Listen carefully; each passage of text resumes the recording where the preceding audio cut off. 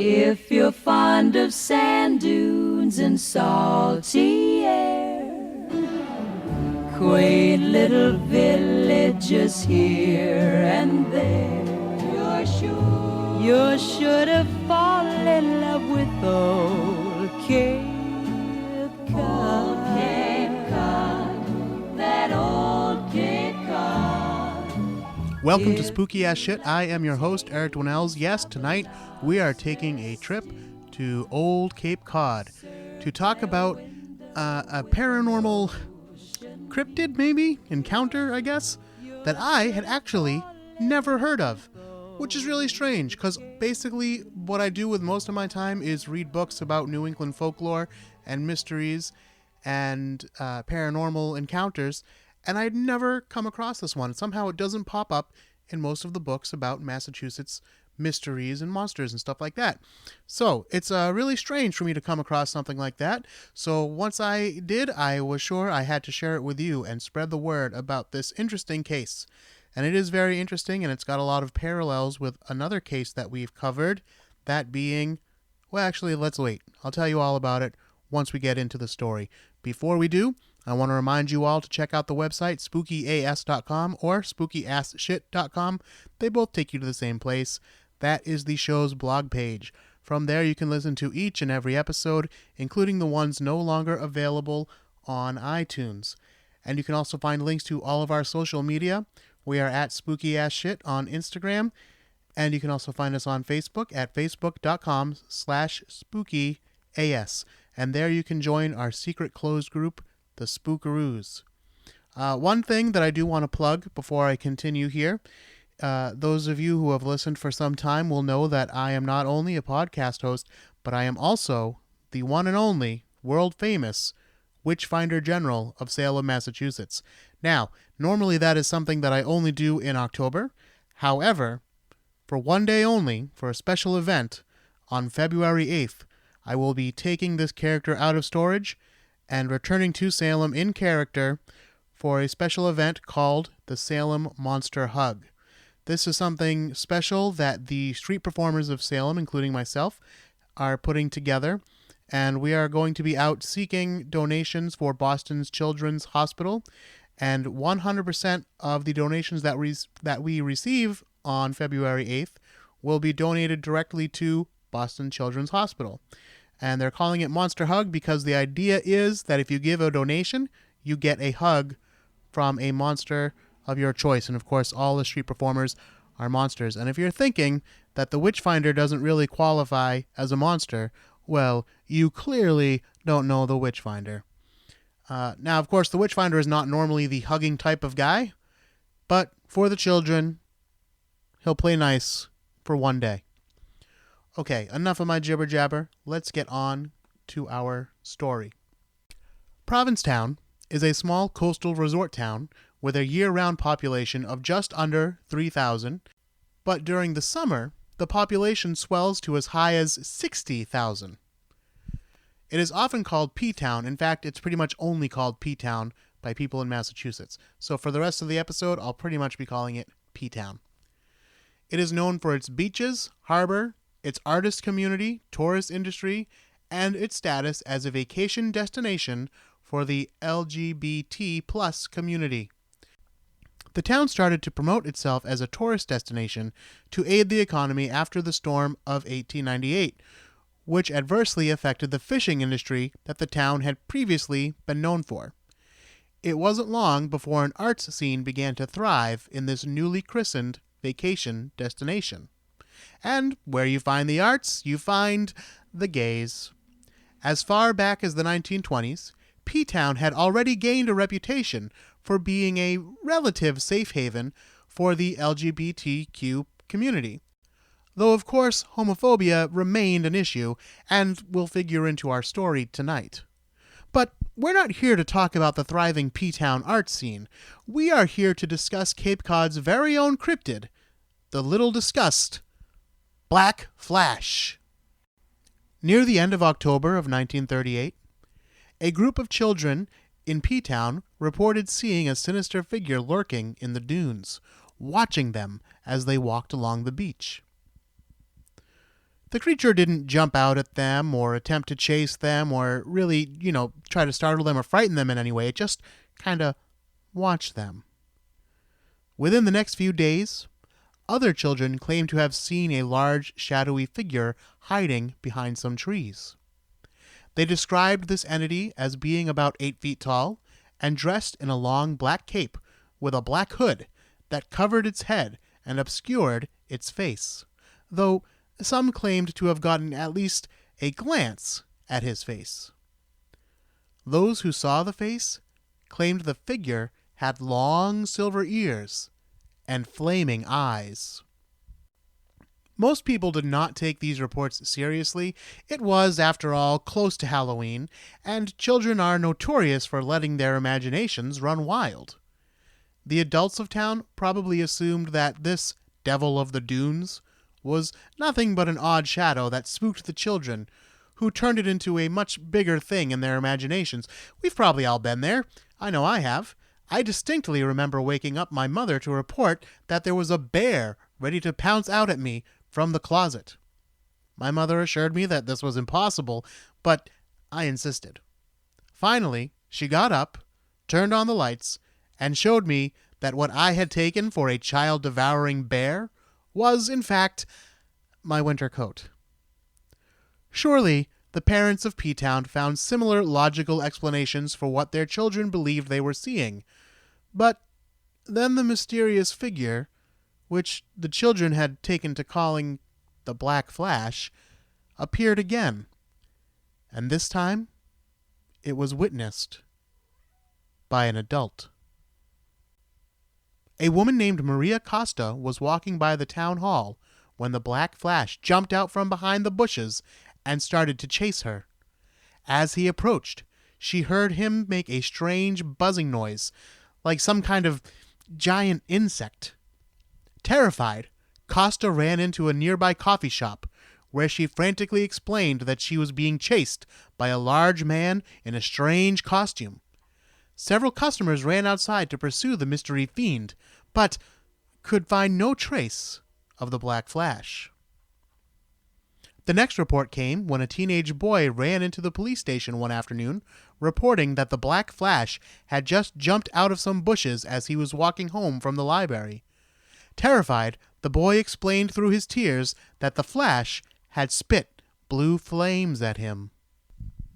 A man named Charles Farley claimed that he saw the creature prowling around his backyard one night, and he fired his shotgun at it. The Flash, seemingly unharmed by these bullets, just laughed and jumped over an 8-foot-tall fence and disappeared into the night. A man by the name of George Loboas claimed that the Flash jumped out in front of him as well. Loboas was not about to take this assault lightly. He reared back, raising his fist to punch the fiend, but the Flash saw the punch coming and was able to catch Loboas' fist. With Loboas' fist in hand, the Flash began to squeeze with great force. The creature's grip was so overpowering, it forced Loboas to his knees. Police were called to a school playground when someone reported seeing a large man lurking there. The playground was surrounded by a tall fence, but 4 policemen were able to gain entry with flashlights and pistols drawn. The flashlight's beam soon illuminated what all the excitement was about. There was, indeed, something looking right at the police officers. Bathed in the flashlight's glow, the police finally got a good look at the Black Flash. Later, one officer would swear that the Flash's face was really just a mask of some kind that had been painted silver. Police ordered the Flash to surrender or they'd open fire. But the creature just laughed and jumped over a 10-foot fence that surrounded the playground. The officers scrambled to give chase, but by the time they reached the other side of the fence, the Flash had disappeared once again. For reasons unknown, a local pool shark named 8-Ball Eddie theorized that the Black Flash was really just a gay man in drag who got cheap thrills out of jumping up and scaring people. This is that homophobia I was talking about. We see it creep in here. It's going to come back a little bit later, too. But that's basically the theory, that this person was a homosexual who was hanging around and just really enjoyed scaring people. After discussing his gay man theory with friends, Eddie finally had his own face-to-face meeting with the Black Flash. After a long night of drinking and playing pool, Eddie claimed that the Black Flash jumped out at him while he was walking home alone.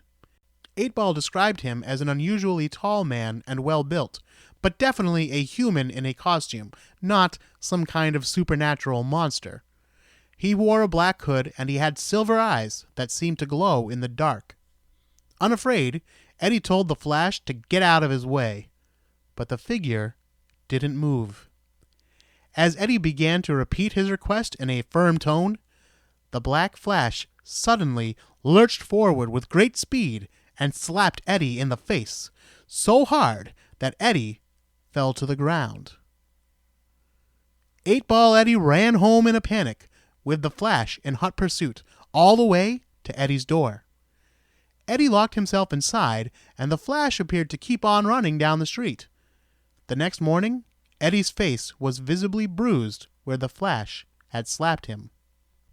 Black Flash reports continued on and off, usually in clusters, for about 7 years.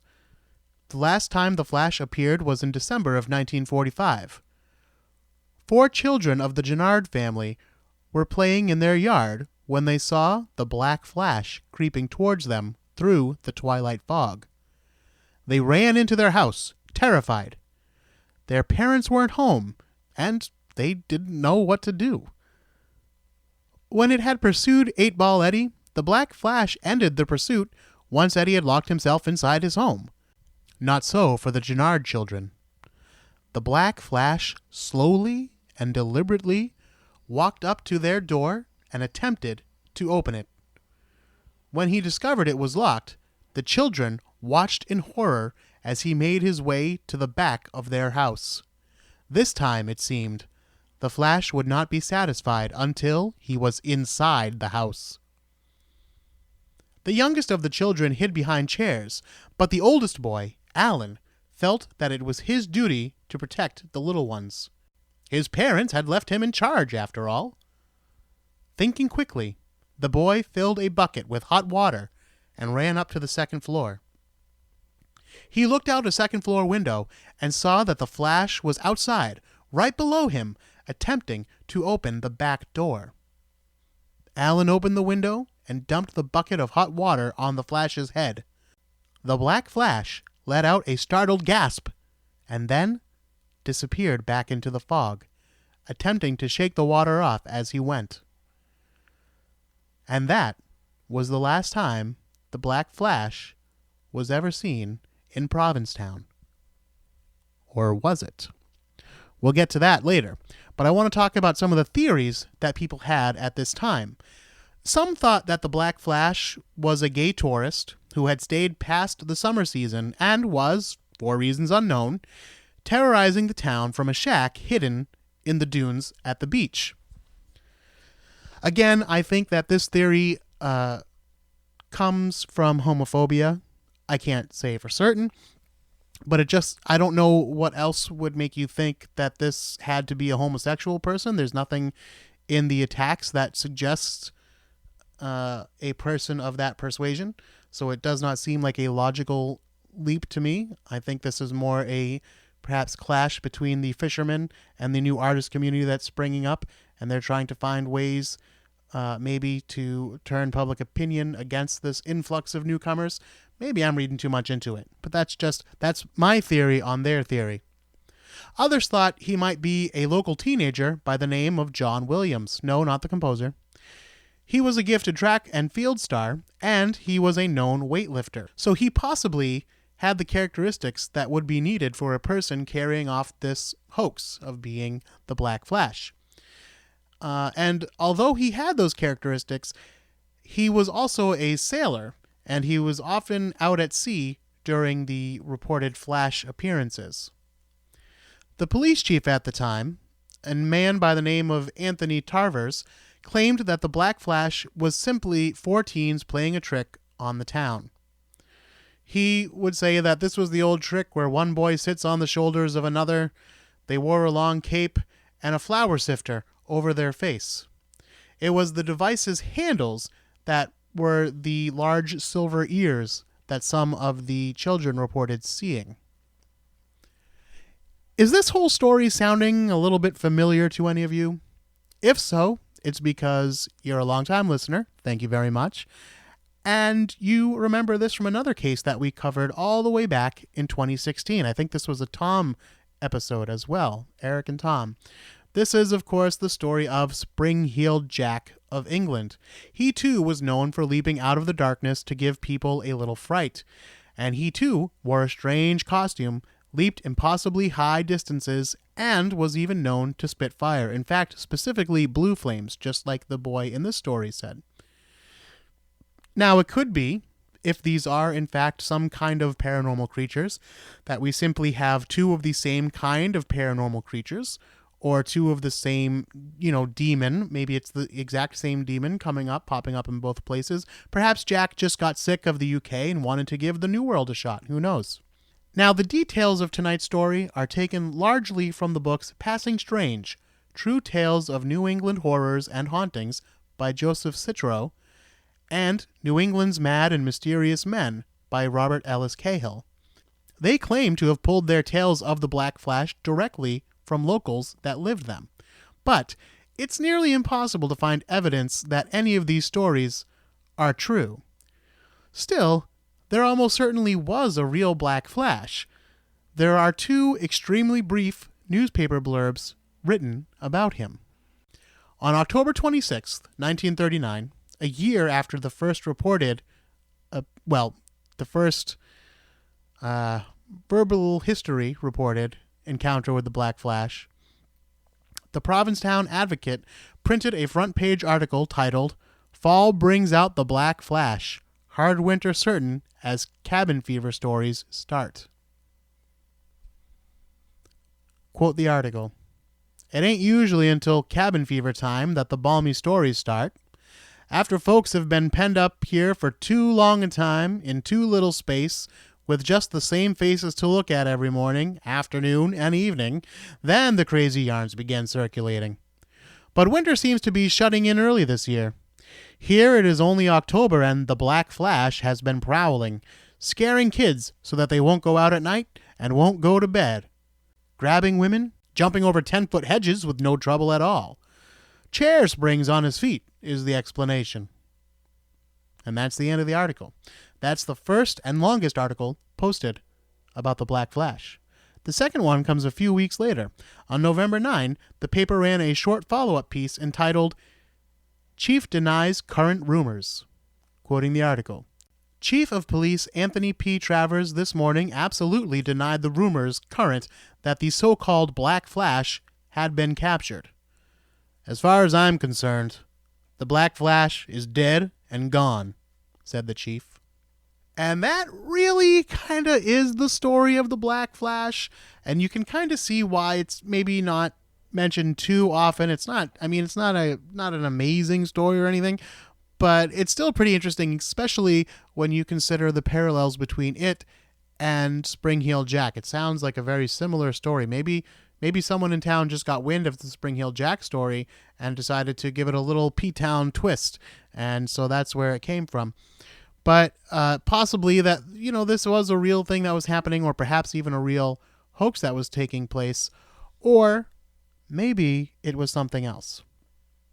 Now, this is a possibly related occurrence that took place hundreds of miles and 20 years after the last reported sighting of the Flash. Personally, I don't believe it is related, but I'll cover it briefly here for the sake of thoroughness. In Elizabeth, New Jersey, at approximately 9:45 p.m. on October 11th, 1966, 2 boys by the name of Martin Mouse Monov and Jimmy Yanchitis were walking along a road that ran under the raised New Jersey Turnpike. There was a section of this road where there was a steep 30-foot slant of ground running from the hectic turnpike above all the way down to a tall wire fence that ran parallel to the road that Manov and Yanchitis were walking along. Both Manov and Yanchitis were nervous that night because they had heard rumors that a neighborhood woman had been chased by a, quote, tall, green man, end quote, earlier that evening in the same area. They made sure to hurry from streetlight to streetlight, not wanting to come across any nasty surprises in the dark. But, as fate would have it, the boys did have a date with the unknown that night. And that date was set to take place right here, in the Twilight Zone.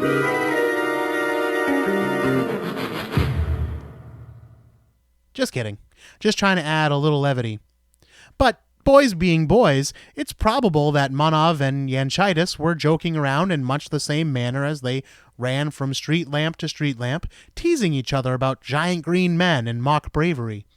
But it was then that Yanchitis noticed the hulking humanoid figure standing in the bushes behind Manov on the opposite side of the fence. He appeared to be ignoring the boys and staring at a house across the road. Yanchitis would later describe the smirking brute this way. "He was the strangest guy I ever seen.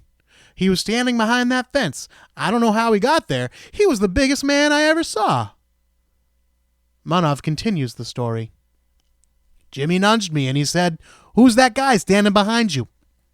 I looked around and there he was, behind that fence, just standing there. This man was over 6 feet tall and dressed in sparkling green coveralls that shimmered and seemed to reflect the lights. There was a wide black belt at his waist. He had a very dark complexion and little round eyes, real beady, set far apart. I don't remember seeing any hair or ears or nose on his face. As we were looking at him, he pivoted around and looked at us. Then he just grinned this big old grin." The two boys swiftly decided that they'd already had enough of whatever this green giant was, and quickly ran home without further incident that night. It may or may not be worth noting that that very same night, about 40 miles away, a UFO was reported. Just 3 days after this encounter, author and paranormal investigator John Keel, most notably famous for his Mothman prophecies, which is something that he wrote, arrived at the scene with UFO investigator James Mosley and, strangely, noted character actor and voice actor and paranormal enthusiast Chuck McCann. The boys were interviewed individually, but told identical stories, the ones you just heard. Keel and his fellow investigators went to the site of the encounter, wondering whether or not the menacing man behind the fence might actually have been a stranded motorist. After looking over the scene, however, Keel and his friends concluded that the incline was too sharp to easily traverse, especially at night, and besides, if it really was a stranded motorist who somehow got trapped behind the safety fence, why on earth would they just stand there, grinning at the boys, instead of begging for them to get help? Keel goes on to tie all this to a string of sightings of the creature that he dubbed the Grinning Man. He also connects it all to the Mothman, but he's stretching us well past the scope of this episode, so let's just get to the point. He claimed that in 1966 and 1967, there was a short wave of encounters with this same kind of beady-eyed, wide-mouthed, grinning giant prowler in Provincetown, Massachusetts. He's scant on details about these P-Town encounters, but the rather dubious similarities in these sightings have caused some to wonder if there isn't some form of connection between the Grinning Man and the Black Flash. So I ask you, Spookaroos, what do you think the Black Flash could be? Well, let's run down some of the theories. Some we've already kind of talked about a little bit. Theory number 1, this could be what we call a shadow person. If you go all the way back to episode number 2, you will hear me talk all about shadow people and what they could possibly be. There are many theories as to what shadow people are. Personally, I believe that if they exist at all, which I Don't think they do, but if they do, I believe that they would be some form of demonic activity or perhaps visitors from a parallel dimension. So it's possible that these people that seem to be able to leap in and out of our plane of reality, maybe these are interdimensional beings. Of course, this could also be a demon like we spoke about earlier. Perhaps it is Spring-Heeled Jack or some kind of cousin of Spring-Heeled Jack. I encourage you to go back and listen to that episode. Spring-Heeled Jack, maybe that's why this story appealed to me so much, because it's so similar to Spring-Heeled Jack. But Spring-Heeled Jack was one of my favorite stories as a kid.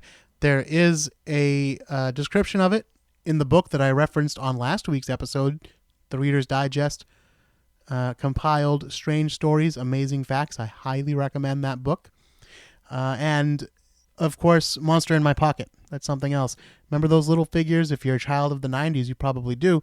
They were little tiny plastic figures that were shaped like little monsters, and you were supposed to collect them all. There was also a Nintendo game based around it. Maybe even, I know there was a cartoon movie. There might have been a cartoon show. I don't remember. I don't think I even saw the movie. But anyway, Spring-Heeled Jack was featured in that lineup. So that was, I was the only kid that really cared here, in the Boston area anyway. I was the only one that gave a damn about Spring-Heeled Jack, and that's only because he was mentioned in that book. So I've been a longtime fan of Spring-Heeled Jack. So to learn that Massachusetts has their own version of it, I thought that was pretty cool. So I wanted to cover this story for that reason. Of course, when we take into account Mr. Keel's presentation, we have to wonder if this isn't some kind of alien, especially since they were there investigating a UFO sighting that happened also in New Jersey, right on the same night that this grinning man appeared. And if this is all connected, then perhaps this was some form of alien. The other thing we have to consider is that this is completely imaginary. It was just school children scaring themselves, and as far as further reports go, it just became a local legend. And then when these authors came to talk to people in town, maybe their stories to them were true. Maybe these were things that they felt they really had experienced. But it's also possible that these people were just talking bullshit when these authors came to town and said, "Hey, do you know anything about the Black Flash?" And people were like, "Oh yeah, I remember him. He chased me. He chased my mama," whatever it was. But it could just be complete works of fiction. I believe, personal opinion, based only on what I've just told you, so really almost nothing. I believe this probably was a hoax, because I don't believe in monsters in real life, or spiritual beings or anything like that. So all those things are pretty much ruled out for me. Hey, I'm open to it if we can find some proof, but so far I haven't seen any proof. So leaving those aside, that means I have to believe either it's completely imaginary or that there was something out there, but that it was some form of a hoax. And I believe, because we do have those newspaper reports, that it's possible that there was some form of hoax. And even that I wouldn't say, except that the sheriff weighs in on it, and the sheriff has opinions on it. So I'm not sure if it was, teens sitting on top of each other's shoulders or anything like that, although that's possible. But it seems like there was some kind of prank going on, very similar to the story, again, of Spring-Heeled Jack, where if you listen to that episode, my ultimate opinion is that that was also a hoax that took on a life of its own. Maybe one or two of the incidents were real, and then people started adding to it. Especially strange in this one is the spitting of the blue flames. There's only one person that mentions that, and he's a teenage boy. And that's just a really odd detail that appears only once. So, strange. But the whole thing's strange. But that's kind of the point of this show, right? We talk about strange things. And I know this has been kind of a short episode, but again, I like to come in here, I like to give you the facts that I have, and then get out. I don't like to cover a lot of bullshit. So, sorry if it's a shorter episode, but hey, I gave you 2 long episodes in a row the past 2 weeks. They were over, or just about 60 minutes each. And usually I try to aim for a 30 to 40 minute show. So we're pretty much right on track here. So we're good. All right, until next week, let me see here. I got to remind you all about the website one more time, Spooky AS or Spooky Ass Shit. They both take you to the same place. You know that. You can listen to each and every episode, find links to our social media. Please, I've been doing this show for so long, and I know that there's a good number of you spookaroos out there, but a lot of you have not heeded the call and joined us on Instagram or Facebook. So please take a moment and do that. And while you're taking a moment, something that would be even more appreciated is if you could leave a nicely worded review on iTunes or Stitcher or YouTube, wherever you happen to be listening from. Leave some kind words. It's really encouraging. It really helps move the show forward and keeps it going strong. So if you enjoy the show, please go ahead, tell your friends about it, leave those kind reviews, and I can't thank you enough for those of you who have already done so. Until next time, don't be afraid.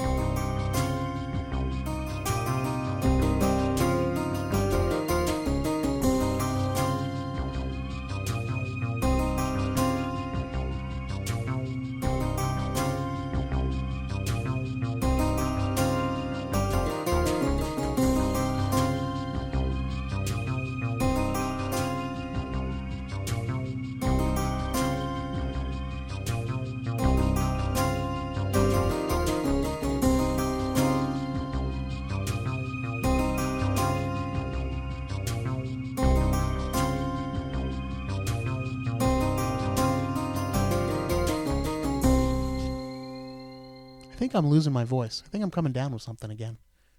Very sickly.